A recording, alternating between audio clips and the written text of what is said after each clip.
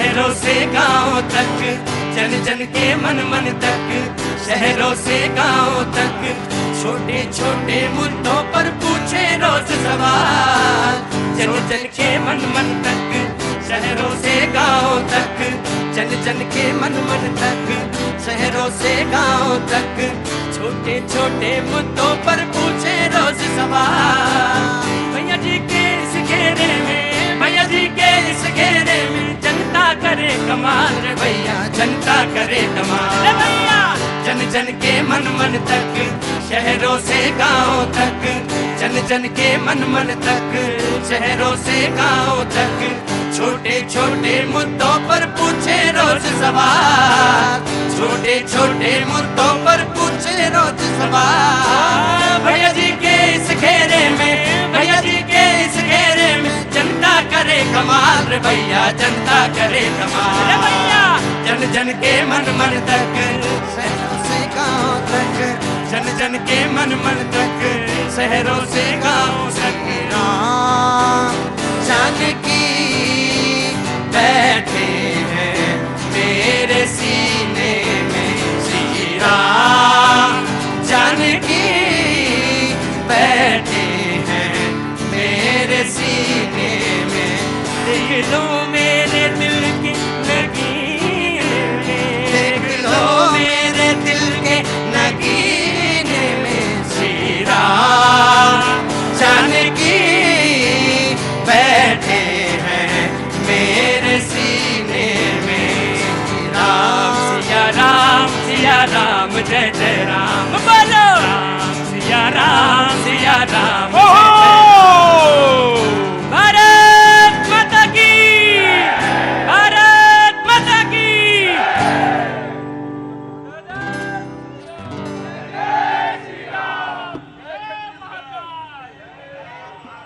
सबसे बढ़िया 36, जोर से बोलो, दिल्ली तक आवाज जाएगी तो मजा आएगा।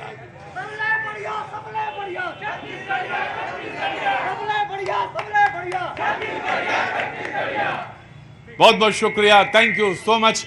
आप सभी लोगों का बहुत बहुत स्वागत है। थोड़ा देर से आया हूं, आना लगभग 1.5 हफ्ता पहले चाहिए था, लेकिन देर से हूं, लेकिन उम्मीद करता हूं कि आगे के 6-7 दिन जो भी मुझे छत्तीसगढ़ में मिले हैं, आप तक पहुंचने की कोशिश करूंगा। आज राजनांदगांव में मौजूद हूं, बातचीत का सिलसिला जोड़ूंगा आपसे। सच तो यह है कि मूलतः रहने वाला तो मैं अवध का हूं, लेकिन ननिहाल में मौजूद हूं। और अगर ननिहाल में मौजूद हूं तो हाँ जी, हाँ जी, राम जी का भी ननिहाल।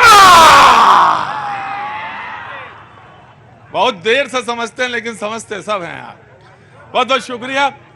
ननिहाल में मिला, ननिहाल में आया हूं। हाँ जी, पहला भाषा गिरीश देवागर, दूसरा भाषा प्रतीक द्विवेदी। हाँ जी, तो मैं आपके राजनांदगांव से बातचीत का सिलसिला आज शुरू करूंगा। वो जो मेरे खास मेहमान यहाँ पे मौजूद, वैसे एक बात मैं बताऊं आज आपको, ये जो सामने खड़े होते हैं, आज नहीं वैसे पहले मेरे जो लगातार के नॉट प्लेस में या कहीं शोज होते हैं, उनमें वो जो खड़े होते हैं या जो बैठे होते हैं, वो सिर्फ हाथी के दांत होते हैं। असल तो हाथी आप लोग हैं, जिनसे मैं राब्ता बनाता हूं, जिनसे मैं कोशिश करता हूं कि मिलें, बात करें, क्योंकि मेरे बस एक ही चीज आती है और कुछ आता ही नहीं, और वो है सिर्फ बातचीत का सिलसिला। बाबूजी सब ठीक तो है ना घर में? अरे बड़े सुस्त, अरे वो सीरियस खड़े हैं, क्या हुआ? नहीं खड़े सर, सब बढ़िया ना? अरे कोई काम काज हो, निपटाया ये, सब निपटा दिया। चुनाव आपके यहाँ है और चुनाव में भागीदारी आप सबकी होगी। फैसला आपको करना है, मुझे तो कुछ नहीं, मुझे तो बस उड़ती हुई हवा का रुख पता करना है कि आप क्या सोच रहे हैं। बाबूजी आशीर्वाद दीजिएगा, बाकी बातचीत आपसे होगी आज। और इसके बाद जगदलपुर पहुंचूंगा, कल मैं जगदलपुर में रहूंगा, जगदलपुर से कल के बाद मैं दुर्ग होता हुआ बिलासपुर, खैरागढ़, रायपुर होता हुआ मध्य प्रदेश निकल जाऊंगा। जो मेहमान हमारे साथ मौजूद हैं, अगर आपकी सिर्फ 2-20 सेकंड इजाजत दे तो मैं उनसे तारुफ, वैसे आप सब जानते हैं, मुझे तो नहीं मालूम इनमें कौन कांग्रेस है कौन बीजेपी है, लेकिन मैं तारुफ करा देता हूं आपसे। जो राम भक्त हैं। हाँ जी, सभी राम भक्त हैं। बहुत अच्छी बात है। रविंद्र सिंह जी बीजेपी का पक्ष रखने के लिए यह मौजूद है, बहुत बहुत स्वागत है रविंद्र जी। रूपेश दुबे जी कांग्रेस का पक्ष रखने के लिए मौजूद हैं, बहुत बहुत शुक्रिया, thank you so much Rupesh भाई। हमारे साथ खुशी सोन क्षेत्र मौजूद हैं, सामाजिक कार्यकर्ता हैं, बहुत बहुत स्वागत है। और मुझे यहां देखकर आपको बहुत खुशी हो रही है कि एक वॉइस महिला की यहां पे मौजूद है, बहुत बहुत शुक्रिया, thank you so much. Shamsul Alam साहब बहुत बहुत शुक्रिया भाई, जोगी कांग्रेस से आप हैं, बहुत बहुत शुक्रिया। मुझे बताया गया कि पिछले चुनाव में भी 4 से 5%, 6% तक वोट आपको मिला, तो बहुत कुछ है, मैं बातचीत करूंगा आपसे भी। योगेश अग्रवाल जी ITI के, जी एक मिनट, मैं डिस्टर्बेंस है, एक्टिविस्ट हैं, बहुत बहुत शुक्रिया, थैंक यू सो मच।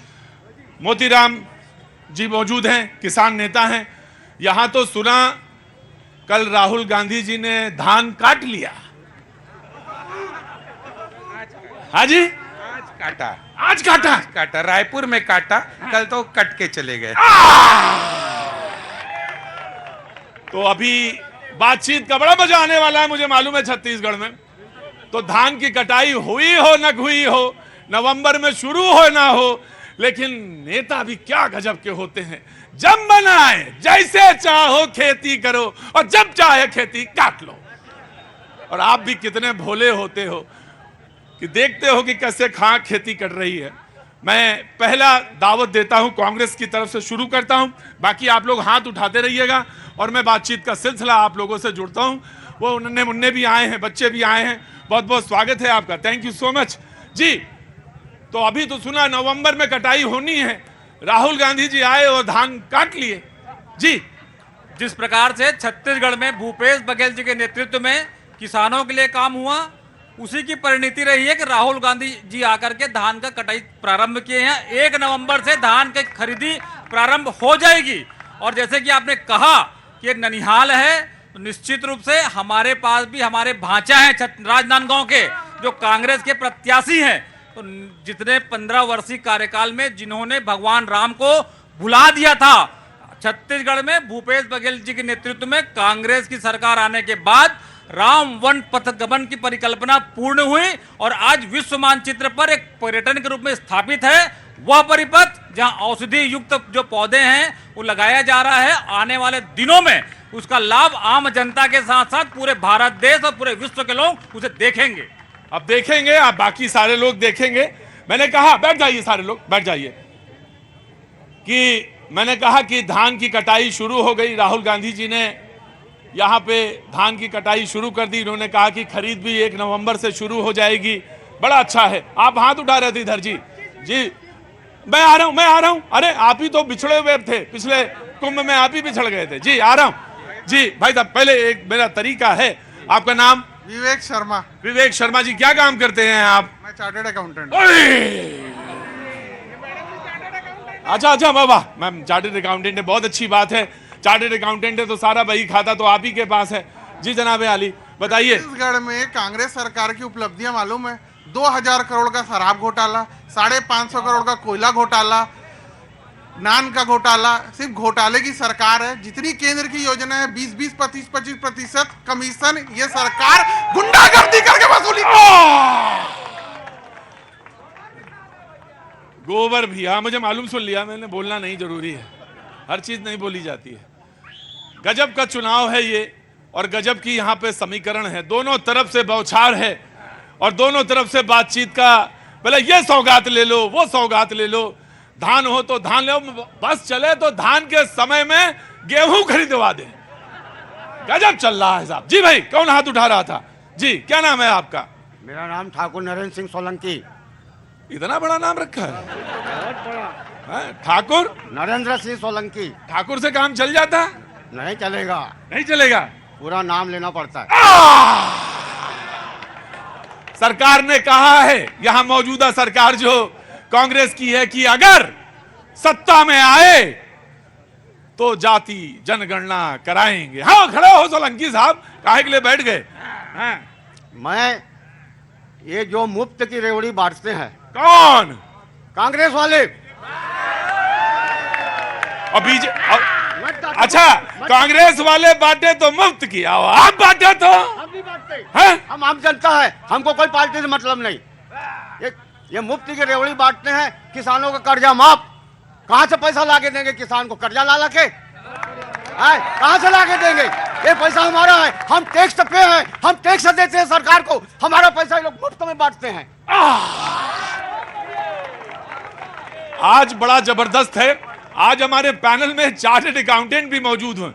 मैं जानूंगा पूछूंगा। शमसुल भाई मैं आ रहा हूँ, बिल्कुल आप बैठे रहिएगा। जी जनाब, क्या नाम है? जी जावेद अंसारी मेरा नाम है। जावेद अंसारी भाई, क्या काम करते हैं? पूरे हिंदुस्तान में एक ऐसा, अरे भाई साहब, काम क्या, पहले एक मिनट में, काम क्या करते हैं? मेरी व्यवसाय व्यवसाय। जी। छत्तीसगढ़ हिंदुस्तान में एक ऐसा राज्य है जहाँ पे आज 2640 रुपए धान खरीदा जा रहा है, जो पूरे हिंदुस्तान में कहीं नहीं खरीदा जा रहा है। इससे किसानों की आर्थिक व्यवस्थाएं बहुत अच्छी बढ़ी है और यहाँ का आर्थिक व्यवस्था बहुत अच्छा है। बहुत अच्छी है आर्थिक व्यवस्था, लेकिन ये तो कह रहे हैं कि भ्रष्ट सरकार है। नहीं, भ्रष्ट सरकार नहीं है। बीजेपी 15 साल तक रमन सिंह जी पूर्व मुख्यमंत्री हैं, तो आज तक उन्होंने कोई विकास का कार्य नहीं किया है। और मैं बताऊं कि रमन सिंह जी की ये कॉन्स्टिट्यूएंसी है, और यहीं पर बातचीत का सिलसिला मैंने पहली बार, मैं आ रहा हूं, मैं पहला शो यहीं पे किया। जी जनाब आली। भैया मेरा नाम मानव देशमुख है। जैसा कि आपने कहा, राहुल गांधी जी धान काट के गए। धान नहीं, राहुल गांधी जी 20 क्विंटल प्रति एकड़ के वादे और 3000 तक समर्थन मूल्य ले जाने के साथ भाजपा की जड़ काट के गए हैं। जड़े काट दिया, धान नहीं काटा, धान बो दिया है। वाह क्या बात है। जी मेरा नाम उज्जवल कसेर है। ये बोलते हैं धान की बात सिर्फ किसानों की बात क्यों होगी? किसान को आप धान का समर्थन मूल्य देने की बात करते हैं। इन्होंने अपने वादे में ये बोला था कि 60 वर्ष से अधिक के लोगों को 1000 रुपए प्रति माह मिलेगा। इन्होंने मतलब कांग्रेस की सरकार ने अपने घोषणा पत्र में घोषणा किया था 1000 रुपए प्रति माह 60 वर्ष से अधिक वर्ष के लोगों को दिया जाएगा। विधवा महिलाओं को 1000 रुपए प्रति माह दिया जाएगा। क्यों महिलाएं क्यों अपेक्षित हैं? इनकी कांग्रेस की खुद की विधायक के ऊपर चाकूबाजी होती है। इस प्रदेश में महिलाएं सुरक्षित नहीं है, तो ये बस किसान लड़ने से क्या होगा? किसान लेने से क्या होगा। जी नमस्ते। इतनी भीड़ में भी आप खड़ी हुई तो मुझे तो बहुत खुशी हुई। क्या नाम है आपका? सर मेरा नाम निखत परवीन खान है। निखत परवीन खान, पहले तो आदाब, बहुत बहुत शुक्रिया, thank you so much for coming. इस शो में आप आई हैं, क्या करती हैं आप? मैं भी आप ही की तरह एक एंकर हूँ, जर्नलिस्ट हूँ। तो बड़ा मुश्किल दौर चल रहा है पत्रकारों पे। बहुत पत्रकार पता ही नहीं चल रहे किधर लुढ़क जाए, कहाँ है किधर है। कोई कह रहा है कि इधर है, कोई कह रहा है उधर है, और जो बीच में खड़े हैं उनको पता ही नहीं चल रहा कि इधर भी है या उधर भी है। बड़ा मुश्किल है। तो बहुत मुश्किल काम करती हैं आप। पहले आपको बहुत बहुत शुभकामनाएं। जी बोलिए। मैं एकदम क्लियर खास चीज बताना चाहूंगी कि बात विकास की या बात मुद्दे की या बात जातिवाद की या बात जनता की, हम बताना चाहेंगे कि किसी ने कहा कि पेंशन नहीं दे रहे, किसी ने कहा कि धान खरीदी नहीं कर रहे, किसी ने कहा कि विकास में यहाँ पे कुछ मुद्दों को लेकर के तनातनी हो रही है, घोटालेबाजी हो रही है। मैं अपनी पर्सनल राय बताऊंगी। डॉक्टर रमन सिंह जी की सरकार 15 सालों में रही, विकास कार्य हुए भी और नहीं भी।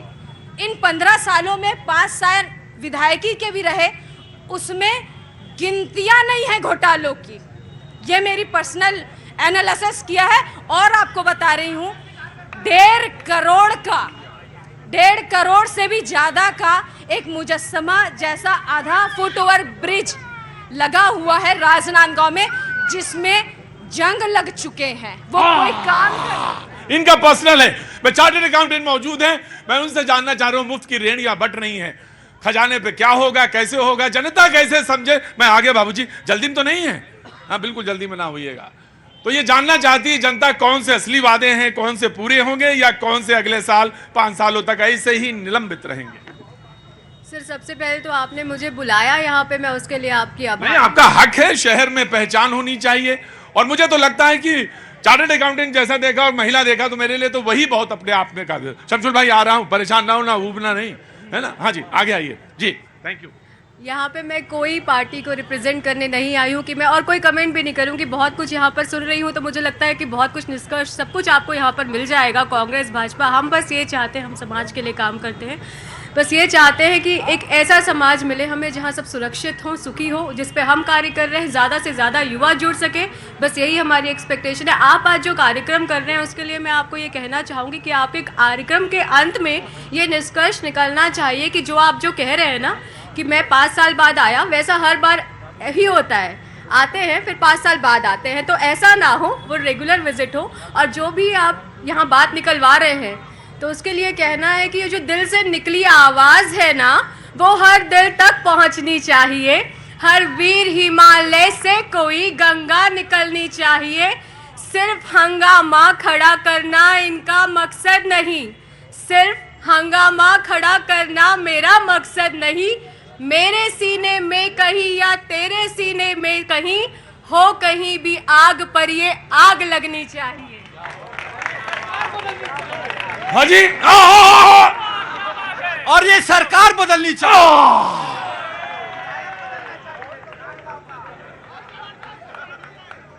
हो गई है पीर परवस्ती पिघलनी चाहिए, इस हिमालय से कोई नई गंगा निकलनी। लेकिन आपने पढ़ा और थोड़ा बहुत दाएं बाएं कर दिया, मुझे कोई दिक्कत नहीं हुई, लेकिन सुनने वाले सुनते हैं। जी नमस्ते, कोना पकड़े बैठे हैं आप, तो खड़े होइए हुजूर आली। बड़ी सुदर्शन मूर्ति है आपकी। क्या नाम है साहब आपका? मेरा नाम अमित खंडेलवाल है। अमित जी क्या काम करते हैं?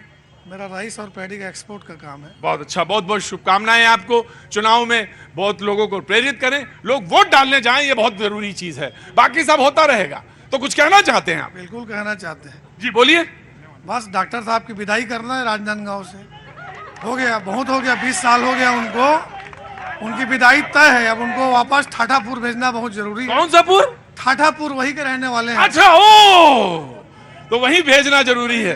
बगले में बैठे हैं आप भी। अच्छा बोलिए, क्या नाम है? मेरा नाम प्रबोध गुप्ता है सर। प्रमोद गुप्ता जी क्या काम करते हैं? ट्रांसपोर्टिंग का काम है मेरा। ट्रांसपोर्टिंग का काम है। जी बोलिए साहब। ये इतने लोग जो बैठे हुए हैं डॉक्टर साहब के बारे में बुरा बुरा बोलते हैं। डॉक्टर साहब ने राजनांदगांव को चमन बना दिया। पड़ोस, अच्छा गजब आप कांग्रेसी, पड़ोस में ही लेके चले आओ आपने, हैं? देखो पड़ोसी में बैठा। हाँ जी, पहले ये खुद भाजपा में थे। गजब है भाई, गजब है।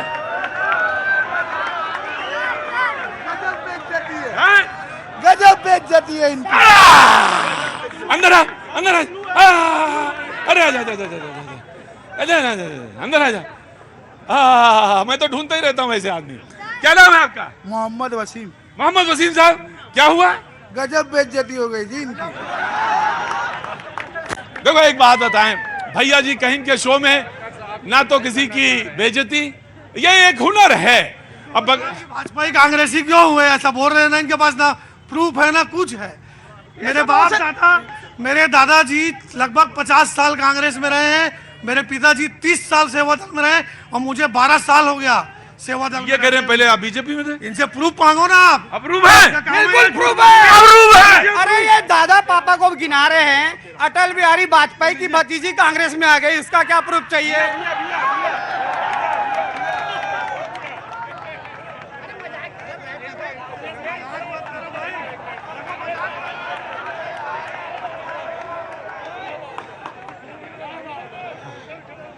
क्या हुआ?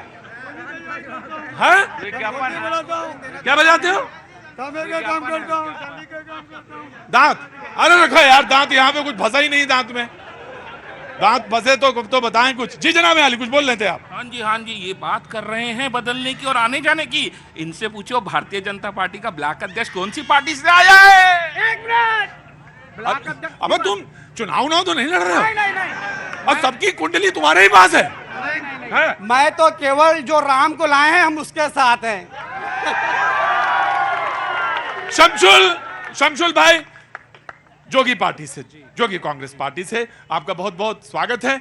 जी जनाब आली, मौसम तो देख लिया, अब बोलना आपको है। जी, आपका तो सबसे पहले स्वागत है और आपके कदम इतने शुभ हैं, हमारे शहर में आपने कदम रखा है।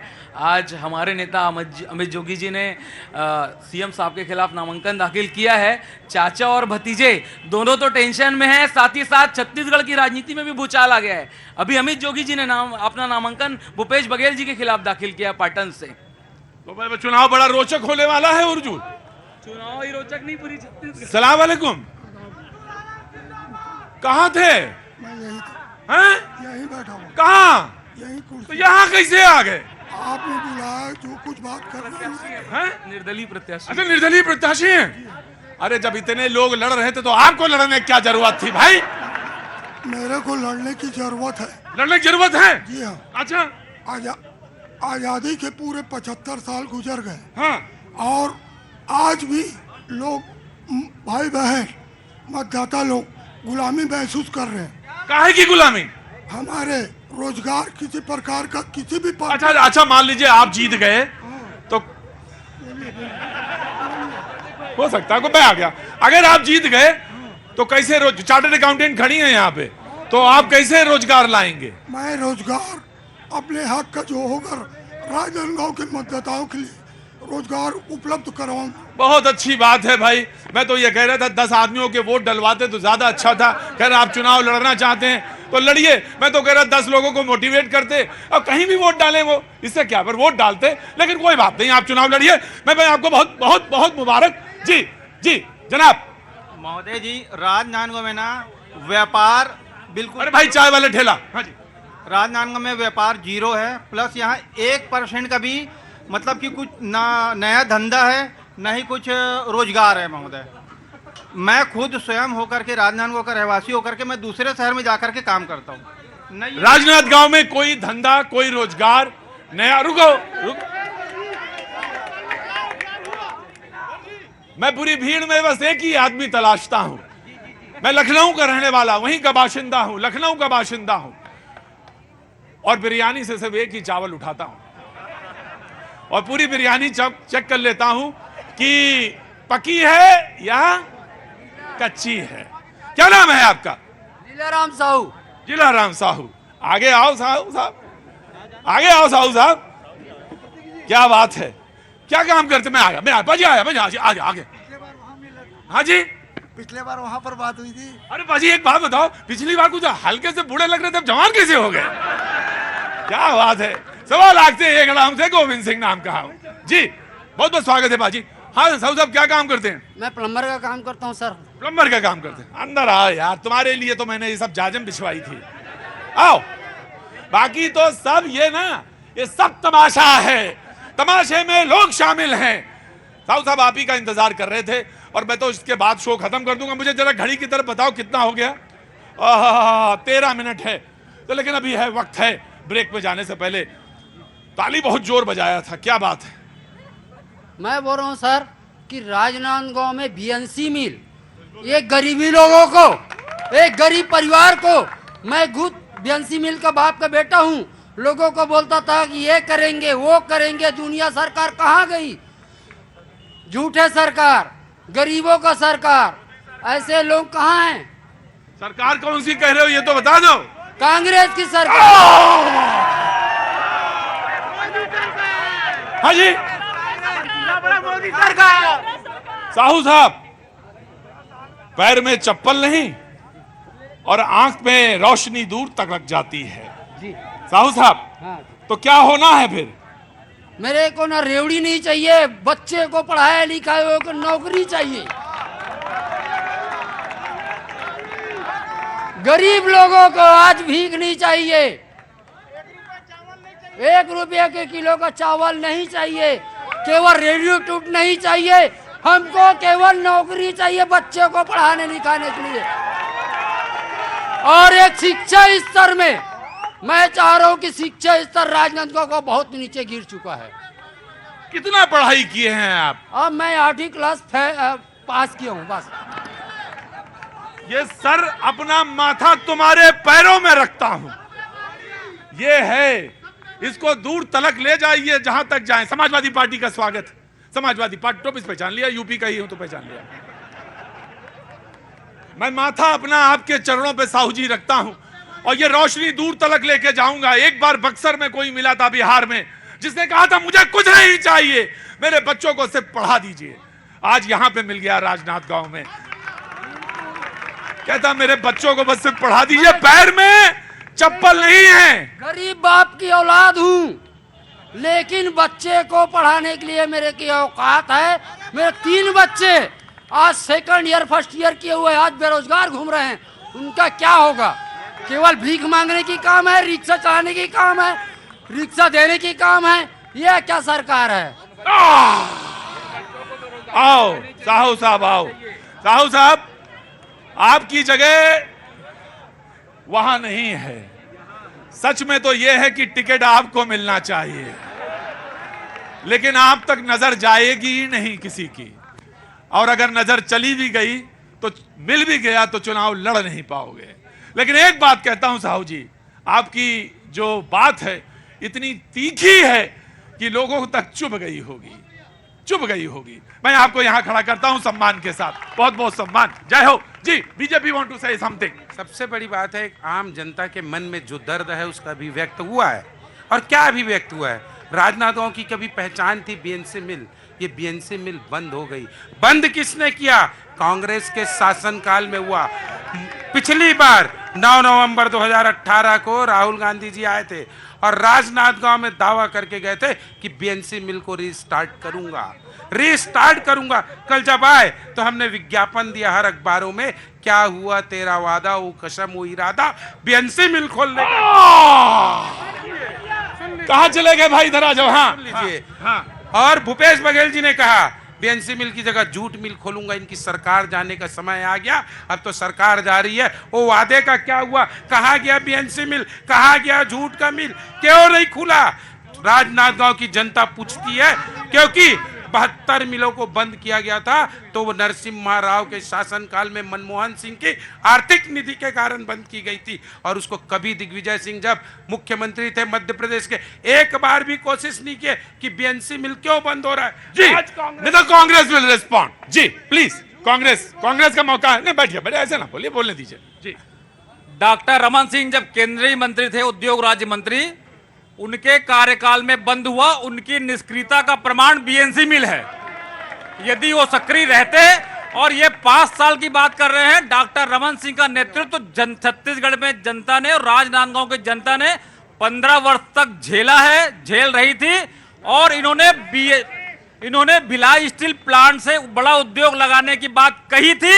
उद्योग लगाना तो दूर की बात है, किसानों के जमीन को उद्योगपतियों को दे करके उनसे आर्थिक लाभ लेने का और पूंजीपतियों को करने का दस्तावेजी प्रमाण है। डॉक्टर रमन सिंह और भाजपा की सरकार सिर्फ और सिर्फ किसानों की जमीन को खरीद करके उद्योगपतियों को बेचने का काम करेगी। आ गया। क्या नाम भाई साहब? नमस्ते सर। ये नमस्ते, क्या नाम है साहब? दीपेश शर्मा। दीपेश शर्मा जी, क्या काम करते हैं दीपेश जी? मैं बेरोजगार हूँ, यही है, अभी बेरोजगार हूँ और मुद्दा यही है। और ये साहू जी जो कह रहे थे इनके बच्चों को रोजगार कैसे मिलेगा? छत्तीसगढ़ के सरकार के जो नेता के रिश्तेदार है उनको दे दिए तो पब्लिक को कहाँ से मिलेगा? चुनाव बिल्कुल नजदीक हैं, वादों पे वादे हैं, और वादे भी क्या गजब के हैं। लगता है कि झोले नहीं बोरियां चाहिए, बोरियां नहीं बड़े वाला बोरा चाहिए। कुछ ऐसे ही जैसे वादा तेरा वादा, वादा तेरा वादा, बंदा मैं सीधा साधा, वादा तेरा वादा, वादा तेरा वादा। क्या बात है, बहुत बहुत शुक्रिया।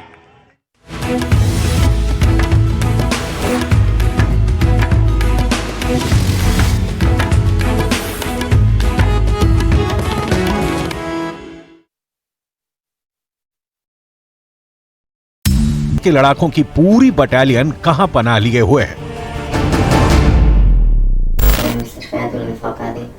المستشفيات اغلب المصايب بتخبى من المستشفيات. وبتخبوا ايش؟ تحتها يعني؟ فيش مثلا الشفا فيها طابق بضعه، ممكن في البضعه شفا كبيرة مش صغيرة، الشفا تبعها في بتخبوا. احنا احنا قالوا لنا كل واحد بروح عند مسؤول المباشر بيقعد عنده ولما يصير شيء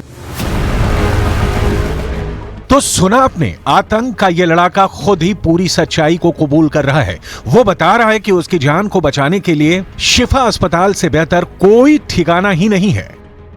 यहां जान भी बचेगी और जिंदगी गुजारने भर का खाना भी वक्त वक्त पर मिलता रहेगा। अस्पताल का नाम होगा तो शक और टारगेट मिसाइल की रेंज में भी अस्पताल नहीं आ सकेगा। ये वही शिफा अस्पताल है जिसको लेकर इजराइल दावा करता है कि ग्राउंड ऑपरेशन में उसका ये पहला टारगेट होगा। अल शिफा अस्पताल में इन दिनों करीब 40,000 लोगों की भीड़ जमा है। इस भीड़ में मरीज भी हैं, घायल लोग भी हैं, बेघर और बेसहारा लोग भी हैं और इन्हीं फिलिस्तीनी लोगों के बीच छिपे हैं हमास के हजारों लड़ाके। أكيد أنا عندي حكيت عشان هيك بسألك إنه هو قال لك إنه خلال مثلا قصف تحت الجيش الإسرائيلي مش لازم نتخبى بالأنفاق، بدنا نتخبى في محلات اللي ما قلت لك عشان منطقة الشفا أمينة بتنقصفش يعني آمن لهم حسب علمنا يعني। इजराइल की भीषण बमबारी से बचने के लिए हमास के लड़ाकों ने इसी भीड़ के बीच में शरण ली है। ये उन्हीं आतंकियों में से एक आतंकी का चेहरा है जो आपके सामने है। हमास को पता है कि पूरे गाजा में उसके सिर छिपाने के लिए इससे बेहतर जगह कोई नहीं हो सकती है। यहां इजराइल की सेना चाहकर भी हमला नहीं कर पाएगी, क्योंकि अगर उसने ऐसा किया तो पूरी दुनिया इजराइल के खिलाफ खड़ी हो जाएगी। फिर ना अमेरिका साथ होगा, न फ्रांस, न ब्रिटेन साथ देगा, न भारत। लेकिन हमास की इस चाल को आतंक का लिबास ओढ़े इस चेहरे ने सबके सामने ला दिया है।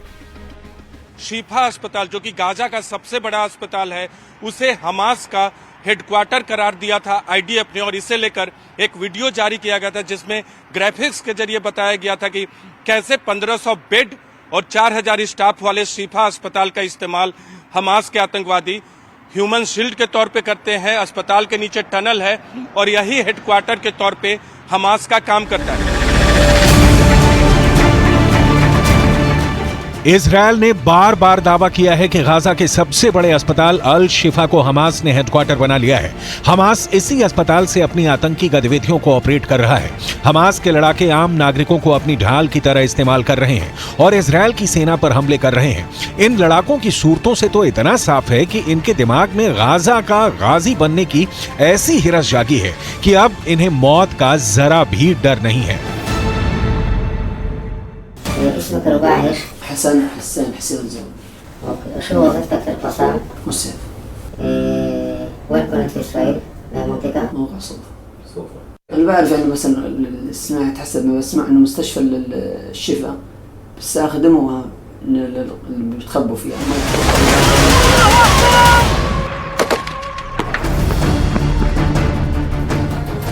अस्पताल की आड़ में हमास यहां आतंक का अड्डा चला रहा है, इजराइल पर हमले की साजिश बना रहा है। इजराइल के कब्जे में आए हमास के आतंकी ने हमास की पूरी कहानी बयां कर दी।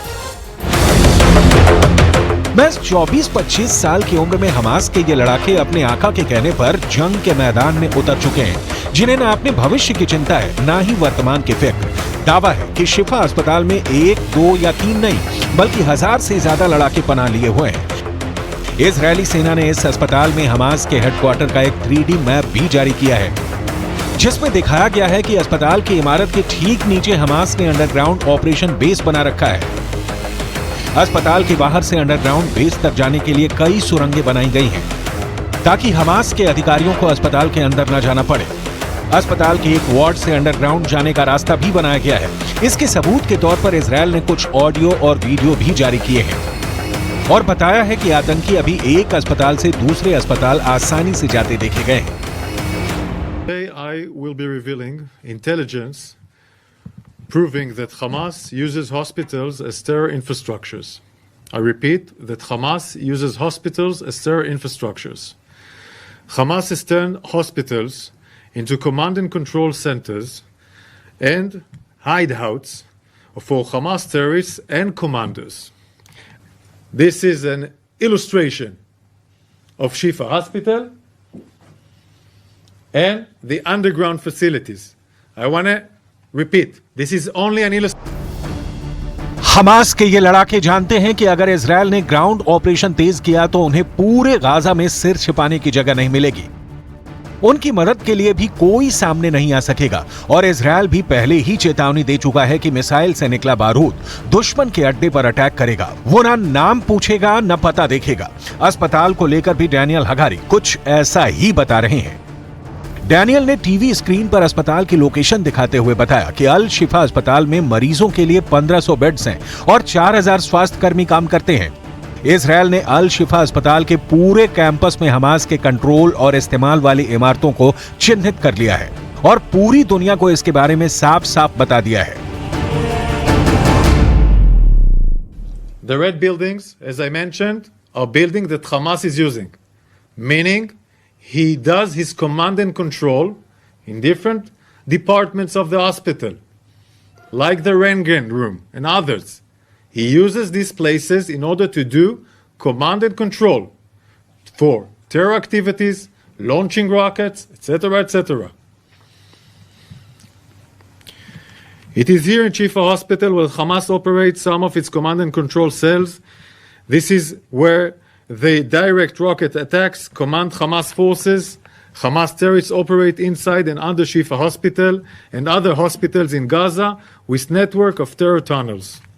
Hamas also has an entrance to those terror tunnels from inside the hospital wards, meaning from different places of the hospital you can go into an underground tunnel that will provide you shelter. Israel की सेना Hamas के इस strategy को कायरता बता रही है, लेकिन हमास के लड़ाके लगातार जंग जीतने का दावा कर रहे हैं। इन लड़ाकों के दिलो दिमाग में भी यही सवाल घूम रहा है और यही जीत का परचम इनकी आंखों के सामने भी है। इन्हें भरोसा है कि इजराइल के सर्वसंपन्न होने के बावजूद वो उसे पछाड़ देंगे, क्योंकि हमास के पीछे ईरान का साथ है, जो हथियार भी दे रहा है और रसद की सप्लाई भी कर रहा है। इजराइल के रक्षा मंत्री ने बंधक बनाए गए लोगों के परिजनों से मुलाकात की। हमास ने जंग के पहले दिन इजराइल में 200 से ज्यादा लोगों को अगवा कर लिया था, जिनमें कई विदेशी नागरिक भी शामिल हैं। अगवा किए गए लोगों को हमास के लड़ाके अपने साथ गाजा में ले गए थे, जिनकी तलाश में इजराइल की सेना और वहां की खुफिया एजेंसी मोसाद ने पूरी ताकत लगा रखी है। लेकिन जंग के 24वें दिन तक बंधकों को छुड़ाना तो दूर की बात, इजराइल उनका पता तक नहीं लगा पाया। इस बीच इजराइल के रक्षा मंत्री योआव गलांत ने बंधक बनाए लोगों के परिवार वालों से तेल अवीव में मुलाकात की और उन्हें भरोसा दिया कि जल्द ही उनके परिजनों को हमास की कैद से छुड़ा लिया जाएगा। इस बीच इजरायली सेना की महिला ब्रिगेड ने भी जंग में मोर्चा संभाल लिया। गाजा से हमास को मिटाने के लिए इजराइल ने अपनी पूरी ताकत झोंक रखी है और इसी कड़ी में इजराइल की सेना की महिला ब्रिगेड भी जंग के मैदान में उतर गई। इजराइल गाजा बॉर्डर के पास से आए एक वीडियो में इजराइल के सेना के अधिकारी एक सैन्य टुकड़ी को जानकारी साझा करते दिखे। इस दौरान इजराइल के पुरुष सैनिकों के साथ कई महिला सैनिकें भी नजर आईं, जो खतरनाक हथियारों से लैस दिखी। गाजा के शिफा अस्पताल को आतंकियों ने अपना अड्डा बना लिया है, जहां आतंक के आका मिशन की प्लानिंग करते हैं। उस मिशन को अंजाम तक पहुंचाने के लिए जरूरी सामान की सप्लाई की जाती है। आगे की रणनीति पर बड़े से बड़े कमांडर अपनी राय रखते हैं, यानी शिफा अस्पताल एक तरह से हमास का मुख्यालय बन चुका है।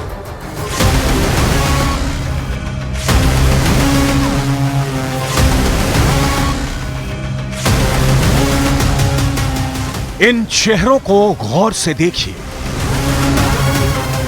इनकी बोली सुनिए,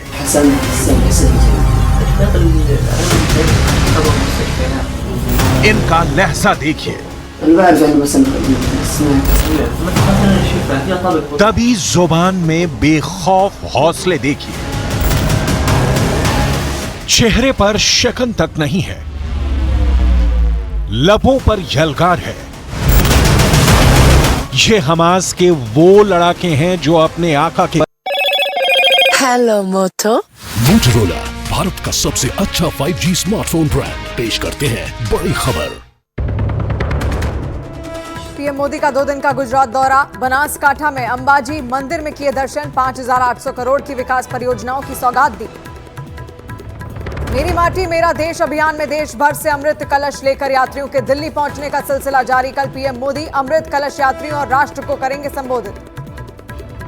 नए हमले में लेबनान बॉर्डर पर इजरायल की ताबड़तोड़ बमबारी। न्यूज 18 के कैमरे में कैद हुई धमाके की तस्वीर।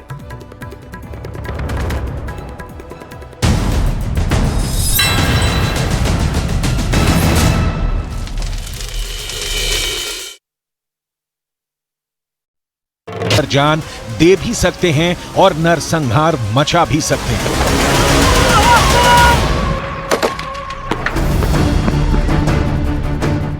ये ना मौत से डरते हैं, ना जंग से भागते हैं। इनकी जुबान इनके हौसले को बताने के लिए काफी है।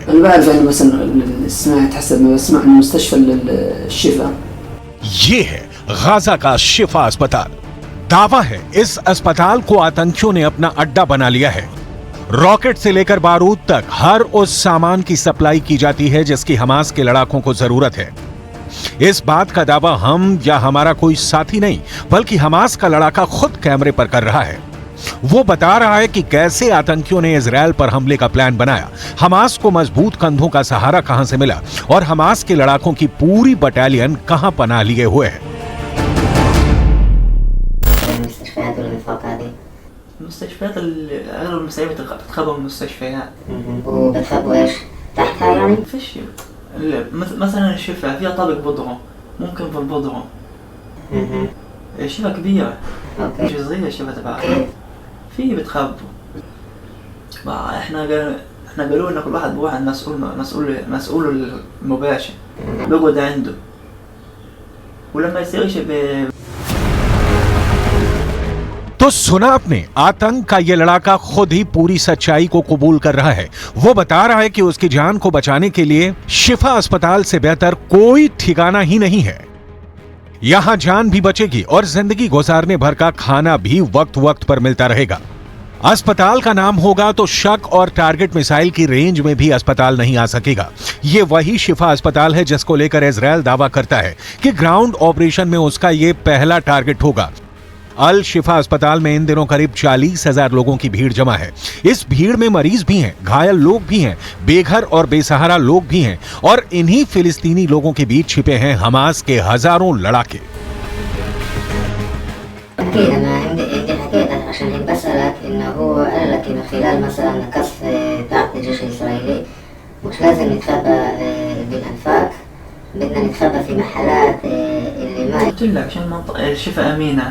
تنقصفش يعني آمن لهم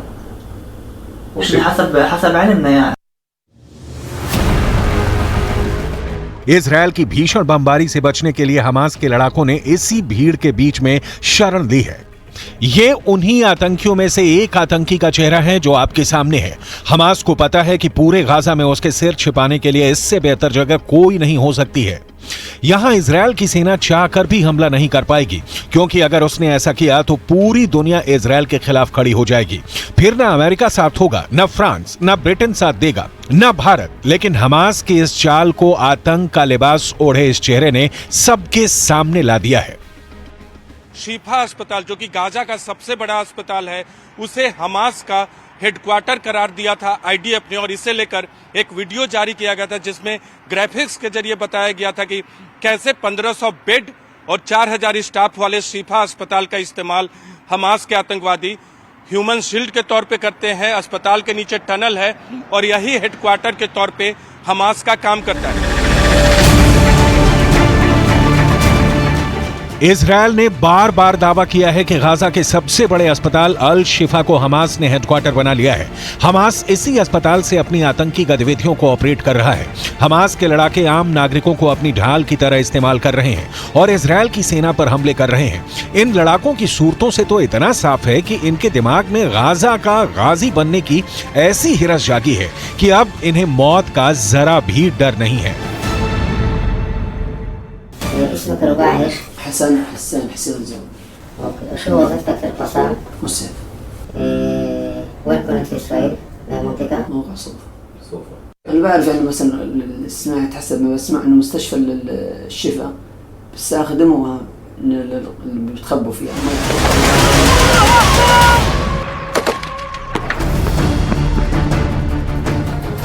अस्पताल की आड़ में हमास यहां आतंक का अड्डा चला रहा है, इजराइल पर हमले की साजिश बना रहा है। इजराइल के कब्जे में आए हमास के आतंकी ने हमास की पूरी कहानी बयां कर दी। बस 24-25 साल की उम्र में हमास के ये लड़ाके अपने आका के कहने पर जंग के मैदान में उतर चुके हैं, जिन्हें ना अपने भविष्य की चिंता है, ना ही वर्तमान की फिक्र। दावा है कि शिफा अस्पताल में 1, 2 या 3 नहीं, बल्कि 1000 से ज्यादा लड़ाके पनाह लिए हुए हैं। इजरायली सेना ने इस अस्पताल में हमास के हेडक्वार्टर का एक 3D मैप भी जारी किया है, जिसमें दिखाया गया है कि अस्पताल की इमारत के ठीक नीचे हमास ने अंडरग्राउंड ऑपरेशन बेस बना रखा है।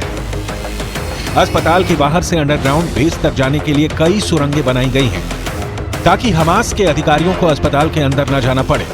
अस्पताल के एक वार्ड से अंडरग्राउंड जाने का रास्ता भी बनाया गया है। इसके सबूत के तौर पर इजरायल ने कुछ ऑडियो और वीडियो भी जारी किए हैं और बताया है कि आतंकी अभी एक अस्पताल से दूसरे अस्पताल आसानी से जाते देखे गए हैं। Today I will be revealing intelligence proving that Hamas uses hospitals as terror infrastructures. I repeat that Hamas uses hospitals as terror infrastructures. Hamas has turned hospitals into command and control centers and hideouts for Hamas terrorists and commanders. This is an illustration of Shifa Hospital and the underground facilities. I want to repeat, this is only an illustration. Hamas के ये लड़ाके जानते हैं कि अगर Israel ने ground operation तेज किया तो उन्हें पूरे गाजा में सिर छिपाने की जगह नहीं मिलेगी। उनकी मदद के लिए भी कोई सामने नहीं आ सकेगा और इजरायल भी पहले ही चेतावनी दे चुका है कि मिसाइल से निकला बारूद दुश्मन के अड्डे पर अटैक करेगा। वो ना नाम पूछेगा न पता देखेगा। अस्पताल को लेकर भी डैनियल हगारी कुछ ऐसा ही बता रहे हैं। डैनियल ने टीवी स्क्रीन पर अस्पताल की लोकेशन दिखाते हुए बताया कि अल शिफा अस्पताल में मरीजों के लिए 1500 बेड्स हैं और 4000 स्वास्थ्य कर्मी काम करते हैं। इजरायल ने अल शिफा अस्पताल के पूरे कैंपस में हमास के कंट्रोल और इस्तेमाल वाली इमारतों को चिन्हित कर लिया है और पूरी दुनिया को इसके बारे में साफ साफ बता दिया है। The red buildings, as I mentioned, are buildings that Hamas is using, meaning he does his command and control in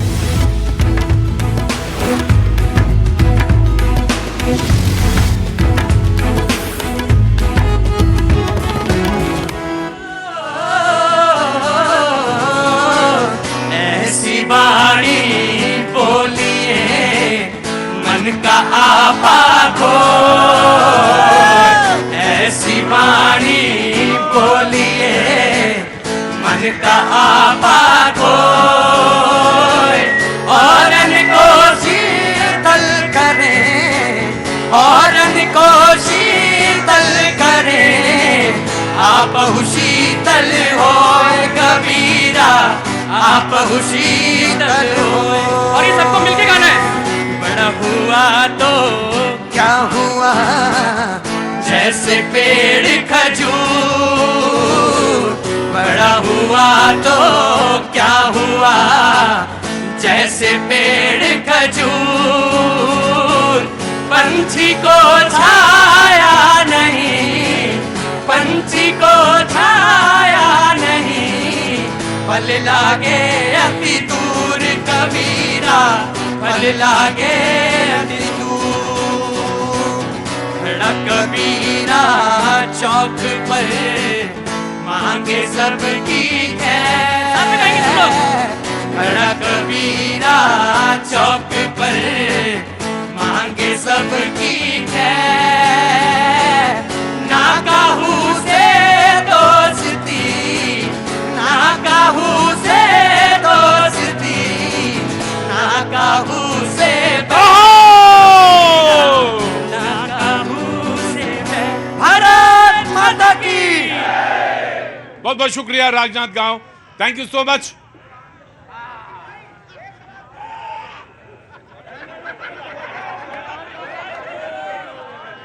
ये जो आप चिल्ला रहे हैं, इसको मुझे चिल्लाते चिल्लाते 20 साल हुए, तब कशिश पैदा हुई। एक दिन में होती तो हो जाता काम, नहीं पैदा होती ऐसे। बहुत बहुत शुक्रिया, thank you so much. Rajnath गांव में आप सभी पत्रकार बंधुओं का जो यहाँ पे मौजूद है, उन सब का बहुत बहुत स्वागत। जो टेलीविजन में हैं या सीख रहे हैं, उन सब का बहुत बहुत, आप सच्चे पत्रकार हैं, आप लोग निश्चित तौर से ग्राउंड लेवल पे काम करते हैं। हमारे सहयोगी राजेश यादव जी, बहुत बहुत शुक्रिया, थैंक यू सो मच, जो पैनल पे मौजूद है। राजकुमार गुप्ता जी ने बीच में शामिल हुए थे, मैं बहुत बहुत स्वागत करता हूं। समाजवादी पार्टी मैंने पहचान लिया था, बहुत बहुत शुक्रिया। यूसुफ भाई, मैंने बात तो कर ली थी, नाम नहीं लिया था। बताया गया मुझे कि 35 साल से आप चुनावी लड़ रहे हैं। 35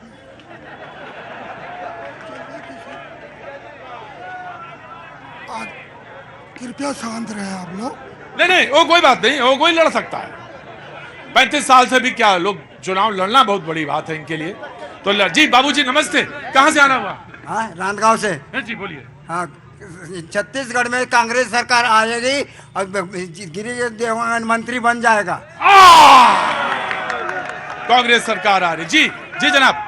छत्तीसगढ़ में कांग्रेस सरकार सबसे भ्रष्ट सरकार है। ये जनता भी गजब की चीज है, बगल ही में खड़ा रहता है, बगल ही में बैठा होता है और पता ही नहीं चलता। हाँ बाजी, रमन सिंह ने राजनांदगांव में हाकी और झाकी एस्ट्रोटर्फ दिया, मेडिकल कॉलेज दिया, क्या नहीं दिया? तो हम क्यों ना रमन सिंह को वोट दें? हाँ जी, सब अधूरे में। एक मिनट, जितना भी एस्ट्रोटर्फ और स्टेडियम जितना भी बताया है सब अधूरे में उद्घाटन किया है इन्होंने। रमन सिंह ने जो मेडिकल कॉलेज बनाया वहाँ पब्लिक को जाने के लिए 250 रुपए देना पड़ता है। जाने के पहले व्यक्ति सोचता है कि मैं मेडिकल कॉलेज जाऊं कि नहीं जाऊं। जी मैं आया एक सवाल छोटा सा पूछूं।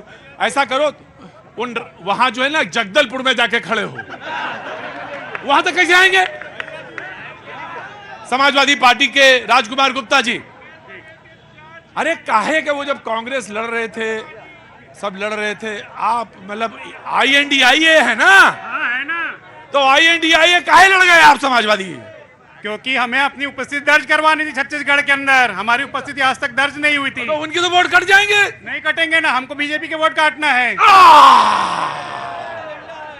गजब है भाई, जिन्हें चुनाव समझ में आता है वही मतलब निकालें। हमें तो एक मिनट में थोड़ा हटो थोड़ा। सलाम वालेकुम। आ गया ये हुजूर अली, कैसे हैं साहब? दुआ आप लोगों का, अल्लाह बस ऐसे ही ऊपर वाला सबके ऊपर रहमत बरसाए। जनाब क्या नाम हो गया आपका? अब्दुल मन्नान खान रिजवी। अब्दुल मन्नान खान रिजवी। अरे मैं तो कारण जानता हूँ, हमें क्या बता? अच्छा बताइए आप। कारण बताता हूँ कि रमन सिंह 15 साल से विधायक नहीं है, 25 साल से राजनांदगांव का नेतृत्व कर रहे हैं। BNC मिल तो बहुत बात का मुद्दा है। छत्तीसगढ़ के अंदर राजनांदगांव सबसे पिछड़ी जोड़ों की श्रेणी में है। नहीं तो ये सवाल ये है कि चुनाव आप लड़ रहे हैं तो आप तो INDIA में हैं। नहीं, हम केवल राजनांदगांव विकास के लिए कर रहे हैं, जो विकास अधूरा रह गया है। अच्छा हाँ जी प्रतीक भैया। हाँ जी, एक ही सवाल है मेरे पास। हाय अच्छा पूछिए। राजनांदगांव की जनता से कांग्रेसियों को प्यार नहीं है, क्यों बोलो? रमन सिंह से होगी दुश्मनी भूपेश जी को, उससे कोई इतराज नहीं है। यहाँ की जनता कांग्रेस को भी वोट करती है, लेकिन 5 साल में एक भी विकास बता दे किसी कांग्रेसी के माइक लाल में दम है तो। हुजूर आली आगे आइए। देखिए, छत्तीसगढ़ में भूपेश बघेल जी की सरकार ने ग्रामीण अर्थव्यवस्था को मजबूत किया है। देखिए आप ही तो पूछो। इनके द्वारा सिर्फ और सिर्फ विध्वंसक रूप में विकास कार्य किए हैं, सिर्फ कमीशन खोरी के लिए। इनका स्टेडियम विश्व का पहला स्टेडियम है जहां पार्किंग ही नहीं है। एस्ट्रोटर्फ का पार्ट 2 रमन सिंह जी मुख्यमंत्री रहते बना नहीं सके। जिस प्रकार से फुट ओवर ब्रिज के बारे में बताना चाहूंगा। 1,13,00,000 रुपए नेशनल थर्मल पावर कॉर्पोरेशन ने दिया, उसके पैसे की दुर्गति इन्होंने की और उसके पैसे को आम जनता को जो सुविधा मिलना था वो सिर्फ कमीशन की भेंट चढ़ गया।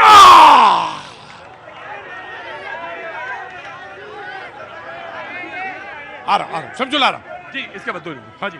सरकार इनकी, कानून व्यवस्था इनकी, एंटी करप्शन ब्यूरो इनकी। यदि हम कमीशन खोरी कर रहे थे तो पकड़वाए क्यों नहीं? इनकी करप्शन इनकी। अरे आपकी तो ईडी है तो अपराधियों को पकड़ने के लिए, चोरों को पकड़ने के लिए ये चोरों के प्रवक्ता क्यों बन जाते हैं? गजब भाई गजब। क्या नाम तुम्हारा? हार्दिक व्यास। हार्दिक व्यास, कौन सी क्लास में? 8th। यहाँ क्या कर रहे हो? मैं ना कुछ बोलने आया हूँ कि अरे राजनांदगांव से बड़ा लोग निकल रहे हैं। क्या उम्र तुम्हारी? मेरी 13। 13 साल में बोलोगे? अरे ना, क्या करना है आगे? मेरे को सिंगर बनना है। सिंगर बनना है? अच्छा, तो सिंगर बोलने के लिए यहाँ आए हो आज? ठीक है, चलो क्या बोलोगे, जल्दी बोलो। 2 साल से मैं गवर्नमेंट स्कूल में पढ़ाई कर रहा हूँ, हमारे यहाँ कोई टीचर ही नहीं है।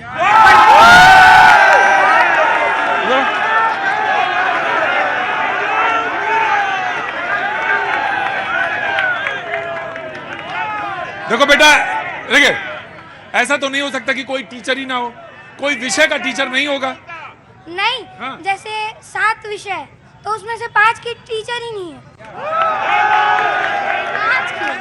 और बोलना तो नहीं चाहिए हमारे। नहीं, बोलना क्यों नहीं चाहिए? 13 साल की उम्र में बोलना चाहिए। जाओ पैनल में खड़े हो, आओ यहाँ खड़े हो। अरे रुकिए, 35 साल से लड़ रहे, जाके स्कूल में टीचर नहीं ला पाए।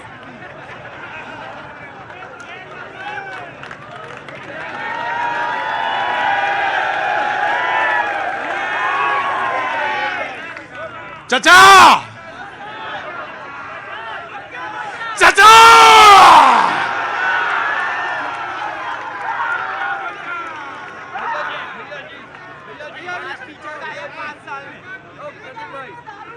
जान जो है ना तोते में बंद है, और तोता जेब में है मेरे। 35 साल से चुनाव लड़ रहे हो, और कल पहला काम करोगे चाचा, इनके स्कूल जाओगे, पता करोगे कि क्यों नहीं है, अगर है तो क्यों नहीं है, अभी तक क्यों नहीं। चाचा, लानत करो, बोलो, एक मिनट रुकिए, बढ़ जाइए। और भूपेश बघेल जी बोलते हैं कि अरे भूपेश बघेल जी नहीं, अपने स्कूल की बात करो। और हमारे स्कूल में तो टीचर्स है नहीं। और कौन कौन विषय के टीचर नहीं है? कौन सा स्कूल है? State school. हाँ? State school. State school. ये स्कूल है कोई स्टेट स्कूल? रोड घुसवा रहे? अच्छा, कोई बात नहीं। तो कल चाचा जाएंगे, और चाचा ही नहीं जाएंगे, बीजेपी के, कांग्रेस के, मैम आप भी जाएंगी, आरटीआई एक्टिविस्ट भी जाएंगे, किसान नेता नहीं जाएंगे, आप सब लोग जाएंगे, और प्रिंसिपल साहब से पता करेंगे कि आखिर ऐसा कैसे हो रहा है, और अगर हो रहा है तो उसको ठीक किया जाए। ठीक है ना? ठीक है, जाओ बैठो जाके। जी मैं आया, चलो मैं आ रहा हूँ। आपके सबसे पहले बहुत बहुत धन्यवाद, आपने यहाँ माध्यम दिया आने का। जो साहू जी बोल के गए थे, आज की डेट में जनता जान चुकी है, किसी को मुफ्त की लेवरी नहीं चाहिए, सब अब खुद आत्मनिर्भर बनना चाहते हैं। कर्जा माफ, ठीक है, मुफ्त की। मैं आ रहा हूँ, मैं आ रहा हूँ, मैं आ रहा हूँ, मैं आ रहा हूँ, मैं आ रहा हूँ, मैं आ रहा हूँ, आ रहा हूँ। हाँ जी, मेरी छत्तीसगढ़ जनता से यह कहना है, 2 चीजें हैं, एक मुफ्त की रेवड़ी पे चुनाव हो रहा है, दूसरा भविष्य पे, बच्चों के भविष्य पे चुनाव हो रहा है, प्रदेश के जनता के भविष्य चुनाव हो रहा है। जनता को तय करना है किधर जाना है, मुफ्त की तरफ जाना है कि अब अपने भविष्य की तरफ जाना है, वोट किस आधार पे देना, किस मुद्दे पर देना है, इसको तय करना। बैठिए, बार बार मत बोलिए। और ये बड़ा खराब नशा है, मेरे शो में आने का भी एक नशा होता है, और नशा कोई भी हो बुरा होता है। जी जनाब अली, क्या नाम साहब? Yogesh Agrawal, RTI activist. जी मैं आया। मैं एक आम आदमी के मुद्दे को रख रहा हूं, क्योंकि मैं किसी पार्टी से जुड़ा हुआ नहीं हूं। आपको याद होगा, इसी राजनांदगांव जिले के एक आदिवासी परिवार की एक लड़की ने अपने बाप को टंगिया से इसलिए काट दिया कि वो दारू पी के पूरे परिवार को बर्बाद कर दिया था, और उस लड़की ने सरेंडर कर दिया पुलिस को, खुद को।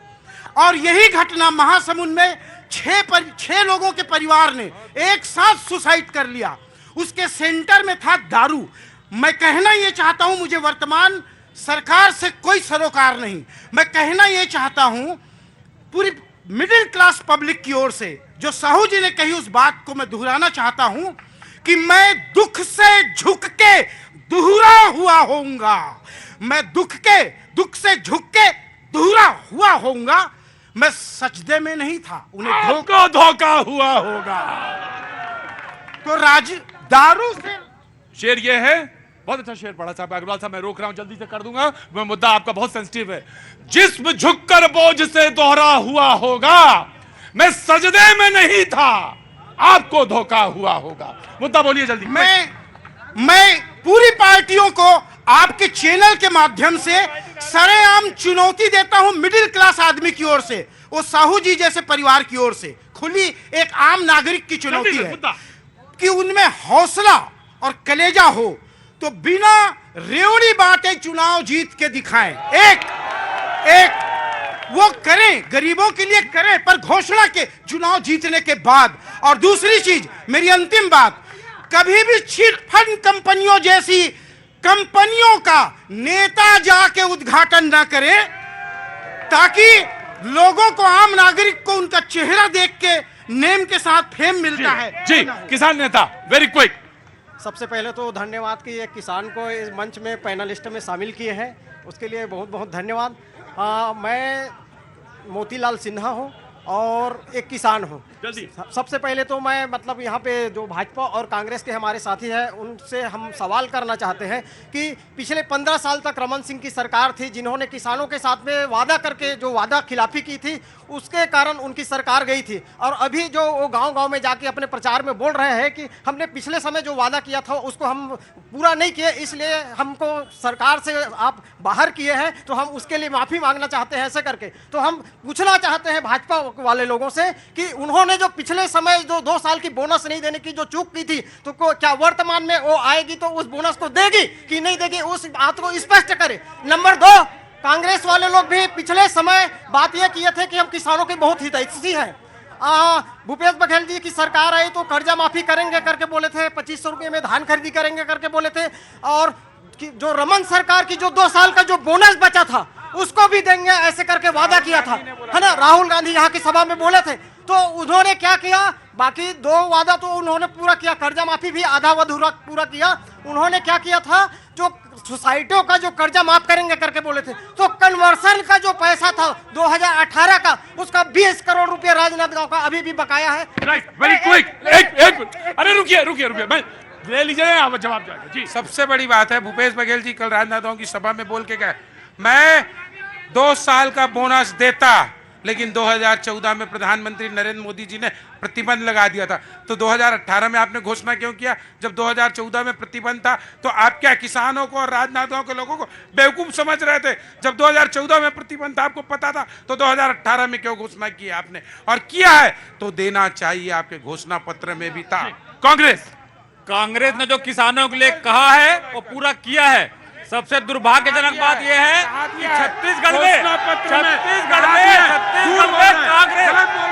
बिल्कुल नहीं दिए, कहाँ दिए आप बताइए? घोषणा पत्र में झूठ बोल रहे हैं। छत्तीसगढ़ में कांग्रेस सरकार आने के बाद, एक मिनट भाई, छत्तीसगढ़ में कांग्रेस सरकार आने के बाद 2500 में धान खरीदने की बात की, नरेंद्र मोदी जी ने पत्र लिख दिया, सेंट्रल पूल का चावल खरीदने से मना कर दिया। 2 साल के बोनस देने के बाद उन्होंने कर दी। आज छत्तीसगढ़ का किसान 20 क्विंटल धान बेचने को तैयार है। एक मिनट अभी एकदम अभी छत्तीसगढ़ में 1 तारीख से धान खरीदी प्रारंभ होना है, लेकिन आज तक सेंट्रल गवर्नमेंट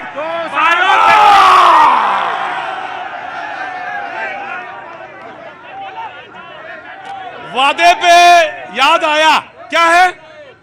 वादा तेरा वादा, वादा तेरा वादा, वादे पे तेरे मारा गया, बंदा मैं सीधा साधा, वादा तेरा वादा।